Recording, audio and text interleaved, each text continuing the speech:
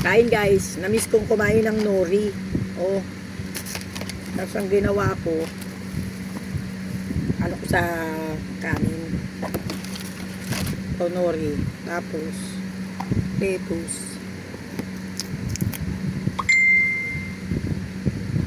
Lagyan ko guys ng mayonnaise.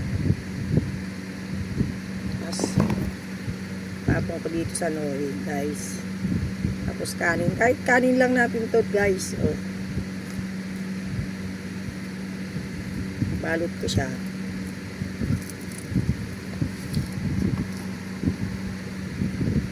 Yan yung ulam ko. Tapos may ginawa ko guys, oh. Tamago. Yung palaman niya.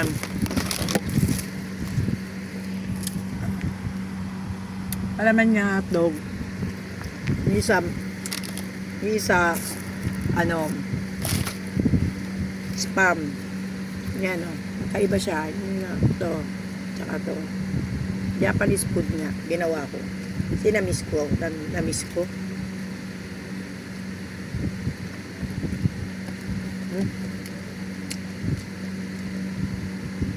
Susa sa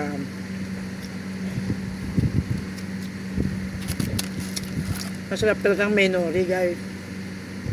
Ito yung ulam ko. Nalagay ko dito sa nori kanin.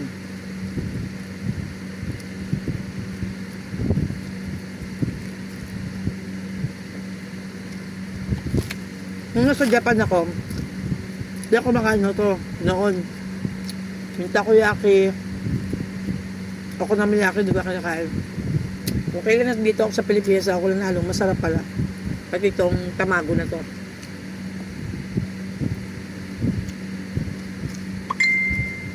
Kaya yan, ginagawa ko. Kasi nga, namiss ko nga siya. Ayan yung ulam. Sausaw sa mayonnaise. Tamago.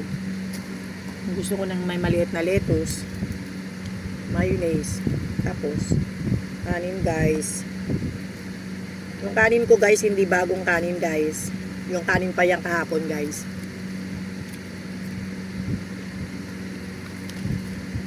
Tap. Pagkakain ko kasi yung kanin na nagpas na ng 10 hours.